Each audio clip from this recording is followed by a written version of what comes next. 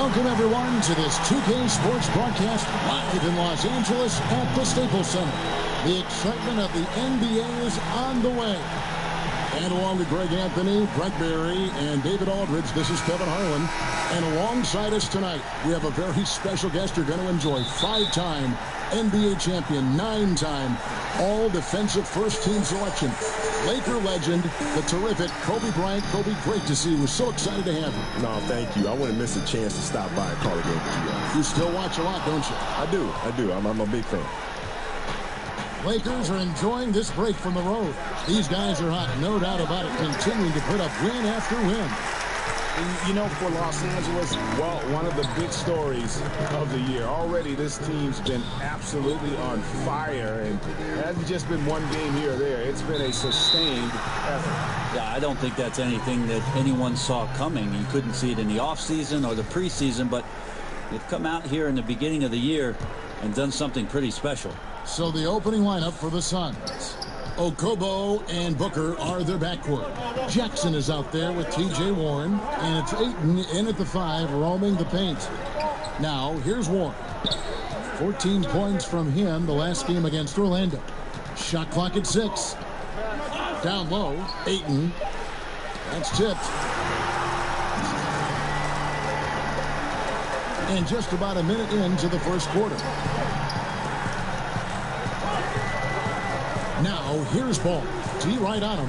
And they say the capacity for work is one of the great indicators for an NBA prospect. That motivation. Kobe, I can't believe you had a lot of trouble being motivated, knowing the way you are, the way you're wired. Well, you just got to find what makes you tick. Right. And sometimes it's hard for players to look internally and figure out what that is. And so as coaches or teachers or parents, it's our responsibility to find what that is in our children or players or students and bring it out. Yes, sir. Well, once Warren has the defender in the air, the defender is really at his mercy. You use the pump fake, then you get the contact. Off on that one, so he goes 1 for 2 at the line. Jackson against James. He dishes it to Ball.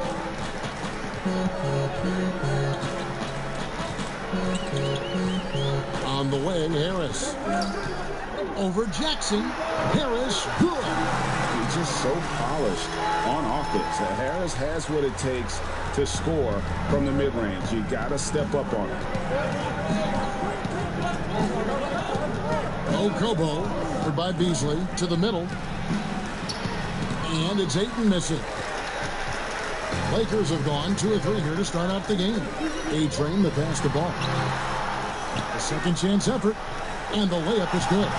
There's just a feel that Ball plays with that really separates him from so many other players. He's superb at finding ways here to score in the paint.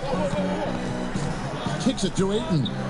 And for those of us who have never played at this level, it must be a thrill to contend against the best in the world. And also with that comes a lot of pressure. How do you handle the balance between enjoying the game and the pressure that's on you in the game? I've never felt pressure. I'm not really sure what that is. I mean, you'll have moments where you'll make game-winning shots and it's fantastic. Never nervous. No. There are times where you'll miss it and then people won't like you very much. But then the next game you hit a game winner and everybody loves you. And then you miss the next one and everybody don't like you again. Right? So why would I stress out over quote-unquote pressure? It doesn't make any sense to me. How about the responsibility to your teammates and to your own built-in pressures to perform like Kobe Bryant? Even that, right? Yeah. Even that. There'll be games where you make them and your teammates are thanking you for it. Times when you miss him, your teammates are like, dang, man, you got to do better, right? So it's ebbs and flows all the time. And internally, I just do what I practice. So there's no reason for me to be nervous or apprehensive because I've done this shot thousands and thousands and thousands of times. I just have to do it one more time. Now ball. After T.J. Warren's three-pointer that didn't go. On the wing, Harris. Nice ball movement here by the Lakers. Down low, stolen by Jackson.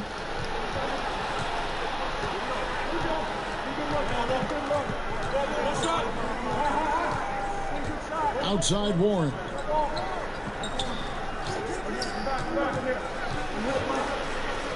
Six on the shot clock. And stolen by James.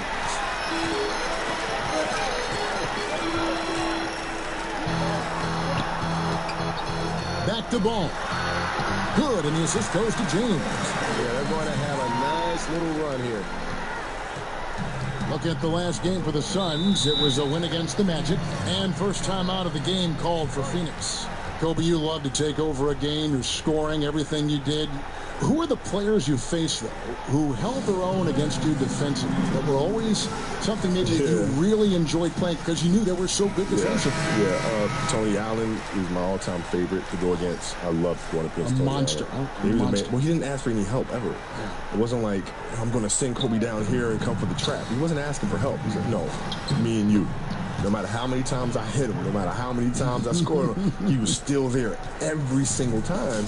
And I love competing against him. Rajah Bell as well. I love competing against Rajah. There were some battles with you and him when you played with Phoenix. I mean, there's no back down. Yes, right? none. Eric Snow, Bruce Bowen, I liked a lot. He played the game differently. He tried to frustrate you and all these things. So I was fortunate enough to go up against some really top defenders. Kawhi, I didn't get a chance to see much because it was later in my career.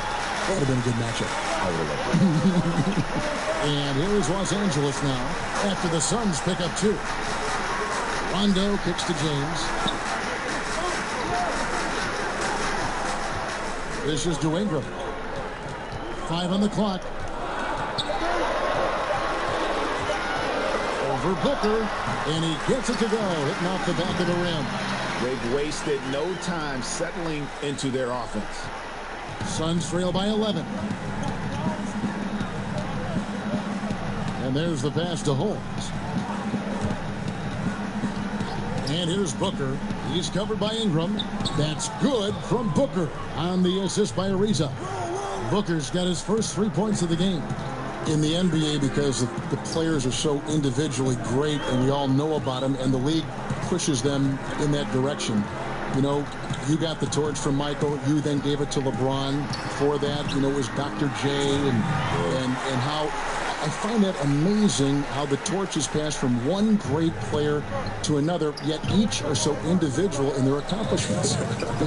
Did you like receiving it, and did you like passing it on? Yeah, I love both, the receiving and then passing it on, because it's the infinite cycle. It's an infinite loop.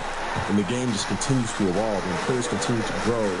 And so I was happy to be a part of that change after watching it for so many years growing up. From, Magic and Larry, and then to Michael, and then myself, and LeBron, and now whoever comes next.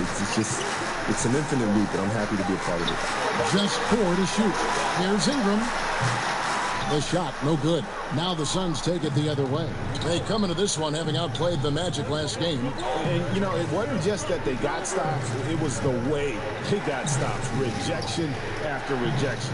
Yeah, after a while, it just felt like they were demoralizing the opponent. It affected them mentally, and they took advantage. Such an accurate shooter off the pass. Ariza, a quick thinker who knows he can score in those situations. So timeout called here, the first for Los Angeles. And on our sideline, our reporter, David Aldridge. Well, Igor Kokostov and I got a chance to...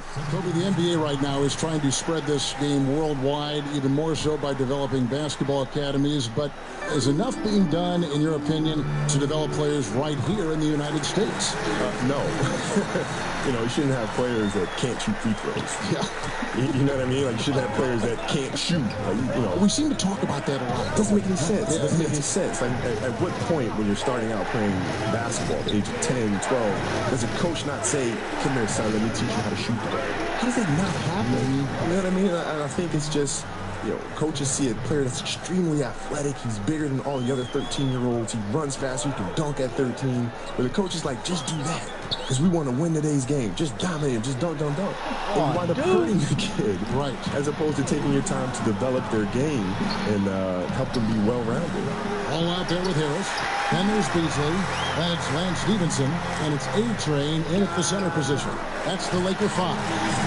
And Ball sets up his teammates when they're open, quick to whip it around. One of the best ball movers in the league. Kobe, you talk about that skill development for young players. A lot of it would seem, falling on to AAU coaches. Yeah, sure. I'm not a big fan of AAU in the way it's currently structured. A lot of people aren't. Yeah, I'm not a big fan of it at all. And I think we need to get back to teaching the game, patiently teaching the game. You're not going to learn all aspects of the game in 1 year, 2 years, but you have to have a plan and year to year add things to your game. Harris looking it over. And Chandler sends it back. Chandler takes his defense seriously. That's what he gets paid for, utilizing his outstanding length to stifle shooters. And so Booker will bring it up for the Suns. 7-point differential. Their last encounter was in Phoenix. Yeah, I remember last time they met up, they just got ran out of the building. They weren't too happy with some of the calls in that game either. Yeah, they wound up with a lot of foul trouble, but that's on them. The officials were calling it tight, and they never really adjusted. They kept committing fouls, kept complaining, and the game kept getting out of control. Back to ball. 6 on the shot clock. The Lakers need to get a shot off here. And Kobe, one aspect that always stood out about your career and dedication was your work ethic. What motivated you to continue to work hard, even into your last year in the NBA, when your body sometimes would say, no more work, right? No more work. Yeah, I love the process. I love the process more than the actual game. Because it's a puzzle. You have to figure out how things are going to work. Okay, my ankles won't loosen up. How do I get them to loosen up? Right? Contrast therapy, stretch, modalities, strength training. Right? So it's a constant That would puzzle. take hours and hours and hours. Yeah. Very tedious things, but it's like a quest. You're trying to figure out what's going to work. Right? It's the little challenges along the way that always kept me interested. Here's Ayton, and Ayton throws it down. Jackson just sharing the rock there with the teammate. Make the simple play. Los Angeles leading by 5. Passes to James. Over Jackson. And LeBron with the basket, the assist by Ball. 6 points for LeBron. When a guy is capable of so many things like that on the offensive end, anytime you lose sight of him, he's got a huge advantage. Here's Harris. Tries again, and he sinks the layup. Harris has got his second basket. And they hold a huge advantage on the backboard.